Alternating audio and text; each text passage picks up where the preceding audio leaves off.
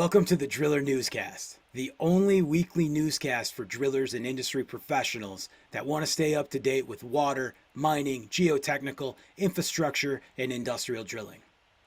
Weekly, we'll discuss a relevant safety topic, current events, media that's impacting our industry, and all of the rest of the information that you need to know to stay up to date. Thanks for joining us. I'm Brock Yorty, your host, and also a driller. Before we spud into the news this week, let's talk some safety. Let's have a tailgate talk. Let's talk about trench and excavation safety. It's a big deal. It's something that we need to respect a lot more than we do in our industry right now. OSHA trenching standards require the use of protective systems in trenches deeper than 5 feet. And soil and other materials, equipment, need to be at least 2 feet away from the trench walls. 1 cubic yard of soil can weigh 3,000 pounds and can bury a worker in minutes. 21 workers died in trench collapses in 2021, including a gentleman December 21st, 2021, just before the holidays. These rules are written in blood. Because of these dangers, OSHA has a dedicated website and has partnered with the National Utility Contractors Association to raise awareness. We have to reduce these risks. And it starts with this. Never enter a trench unless a competent person has inspected it. And it's got cave-in measures in place. There's a safe way to enter and exit. Make sure our equipment and materials are 2 feet or farther away. And let's make sure there's no water or dangerous atmospheres in the bottom of that trench. Do not enter. To prevent trench collapse, we need to have protective systems in place. For 5-foot trenches, and 20-foot trenches require an engineering firm to come in and design our trench safety plan. Protective systems for trenches. Slope or bench trench walls by cutting back the trench wall at an angle inclined away from the excavation. Shore trench walls by installing aluminum, hydraulic, or other types of supports to prevent soil movement. Shield trench walls by using trench boxes or other types of support to prevent soil cave-ins. Like I said, 21 people last year perished in trench collapses. OSHA sees this as a big enough, problem and situation that all of the inspectors across the country, if they see an open trench and they're nearby, they're going to come take a look. We need to do a better job. Remember, slope, shore, shield. Don't jump down in that trench unless you have a good entrance and exit plan. And finally, if you're going to be working on a big excavation job, you need to talk to your local firefighters and paramedics and understand what the response time is and if they're capable of rescuing a crew in a trench collapse or who is the most readily available crew. These are the things it's going to take to become smarter and safer as we operate in trench collapses. Let's drill into the news impacting the drilling industry. There has been a court case over Mississippi and Tennessee shared water rights since 2005. A unanimous Supreme Court rejected a claim that the Memphis, Tennessee area has been taking water that belongs to Mississippi from an underground aquifer that sits beneath parts of both states. The Supreme Court has long embraced the concept of fair share in state fights over rivers and streams, a legal doctrine known as equitable apportionment. Mississippi, though, contends that it has sovereign ownership of all groundwater beneath its surface, so equitable apportionment ought not to apply. Justice Roberts writes, "We see things differently. Although the water source at issue in this case is water from hundreds of feet below surface, we see no basis for a different result." Tennessee Attorney General Herbert Slattery III praised the decision. "We now have some finality. It's a clear victory for Tennessee on all issues and for all states who share underground water resources," Slattery said in a statement.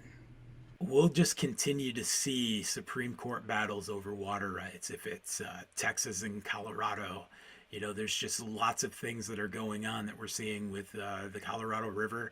And As we see climate change and those type of situations happen, and less snowpack in the Sierras, all the situations that we see impacting our watersheds throughout the country, it's going to become more precious. And that's why we need to be up on our current events. Let's jump into Minnesota. Enbridge Energy said it stopped a flow of spilled artesian groundwater that began a year ago when workers installing the Line 3 pipeline in northwest Minnesota punctured an aquifer. I don't know if you heard about this, but they were trenching. They hit a artesian flow zone and were not prepared to shut it in. The spill near Enbridge's terminal in Clearbrook was one of the worst environmental accidents during construction of the 340-mile pipeline in Minnesota.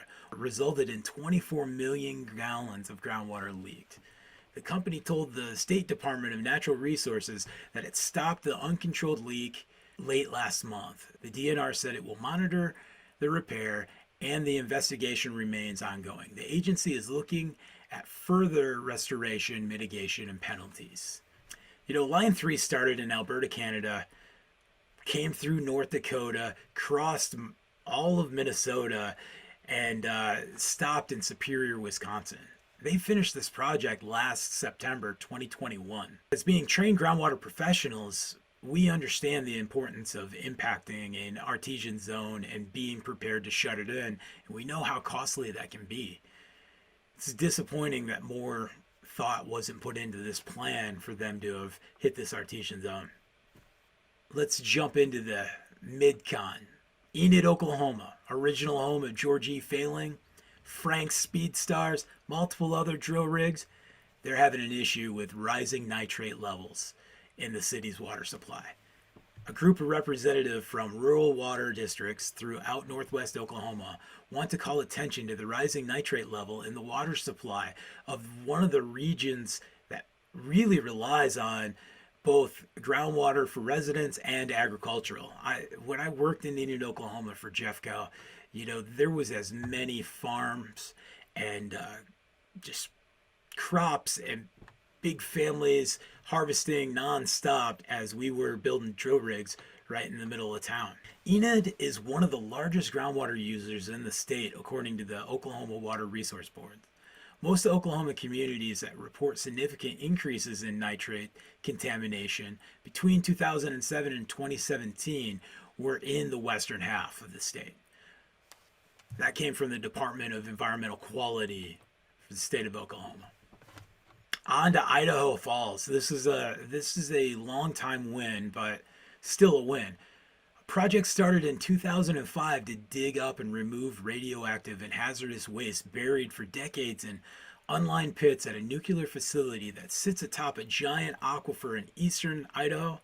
It's nearly finished. The area lies about 50 miles west of Idaho Falls. The project involving the landfill is part of a 2008 agreement between the Energy Department and the state officials that required the department to dig up and remove these type of radioactive materials. The agency said about 13,500 cubic yards of material, which is basically 50,000 storage drums. It's a lot of material. The Lake Erie-sized Eastern Snake River Plain Aquifer supplies farms and cities in the region. 2020 U.S. Geological Survey report said radioactive chemical contamination in the aquifer had decreased or remained constant in the recent years. It attributed the decrease to radioactive decay, changes in waste disposal methods, cleanup efforts, and the dilution from water coming into the aquifer. This is our section on featuring a driller from across North America and the world. If you'd like to be part of this, please contact me at questions@askbrock.com. Hi, I'm Brock Yorty, the first featured driller for the Newscast. Thanks, Brock, for having me on. How did you get into drilling? How did it get into your blood? It's an excellent question. I was born into it. My father came back from Vietnam, and as he was looking for a job, he came across a company in Southwest Michigan called B.J. Lewis and Sons, and went to work for them. Got his Michigan groundwater drilling license, and a couple years later started his own business. I grew up in it, so it was in my blood from day one. I tried everything possible to not be part of the drilling industry. I baled hay in the summers, and I worked at a hardware store, and we had horses, so I was always doing something with horses. I had a younger brother and older brother that loved the business, and I was getting ready to go to college, and I didn't get the opportunity I wanted in college right out of high school. So Dad said, why don't you take some community college classes, clear your head, and work for the family business? And it just clicked. And it was a great time because I got to spend days with my dad, who, getting that time with him one on one, the good parts, the bad parts, getting to know him and me becoming a man was a pretty big deal. And so that's how drilling got into my blood. What is your favorite rig and drilling method? I'm going to use the favorite drilling term in the world, depends. What is my favorite rig and drilling method? It depends. It's crazy because when we look at a project, we look at a situation, we say, okay, if I had all of these pieces, I could do this job flawlessly, successfully, and fast. But getting to work in Latin America, getting to work with great drilling companies that have a small capex budget to start out, the favorite rig and drilling method is the one that's available, that's low overhead, and we know what our expectations are to get it done. Excellent. I'd like to thank our featured driller. And on to our final stories. California.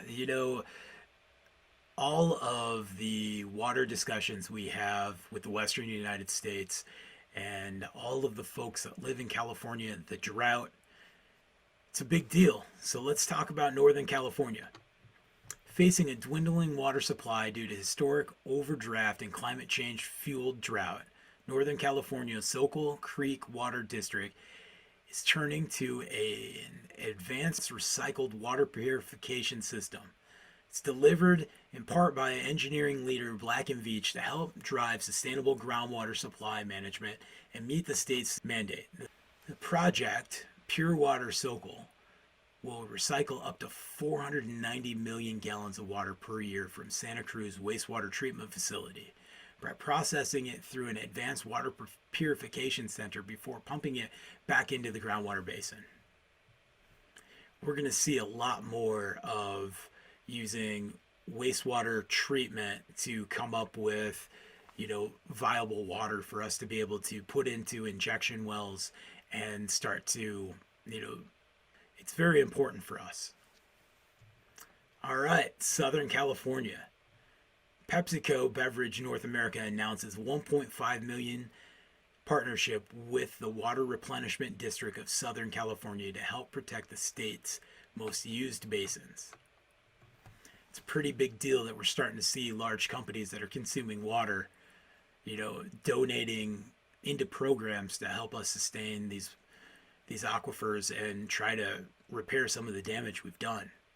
Partnering with the Water Replenishment District of Southern California will not only help enable long-term sustainable water security for local communities who depend on an accessible and reliable supply of clean, safe water. This is coming from the president of the West Division of PepsiCo Beverage North America. As a food and beverage company, we are aware of the critical role water plays in the Southern California ecosystem and community. The partnership will improve drought resiliency and pilot its first inland injection well for utilization of in-ground storage. When complete, the project will store an average of 295 million gallons of water per year for municipal and indirect use. The Water Replenishment District is proud to be the first public agency to receive a water sustainability grant from PepsiCo. The Board of Directors commends and applauds PepsiCo for the commitment to protecting our watershed. If you go to the PepsiCo website, you can see their 2030 initiatives, including working towards 100 million more people having clean water access throughout the world, a sustainability of basically a zero discharge, using as much water responsibly as possible. It's good work, PepsiCo, and we'd love to see an Anheuser-Busch or a Miller Coors or the rest of some of these large water consumptors doing something very similar. Thank you for joining the Driller Newscast. As always, I'm your host, Brock Yorty. We drilled into some great topics this week. We got a little safer. We heard about what's going on throughout the country. We talked to a good driller. And now it's time to start our week. Come back next Monday at 6 a.m. Let's get up to date together. And remember, let's be smart, stay safe, promote our industry, and know, without drilling, no other progress in our civilization happens. There's nothing more rewarding than making water, minerals, information, discovering the unknown, all come out of the ground. You're a special breed drillers, scientists, engineers, and all the people that make our industry great. Cheers, everybody.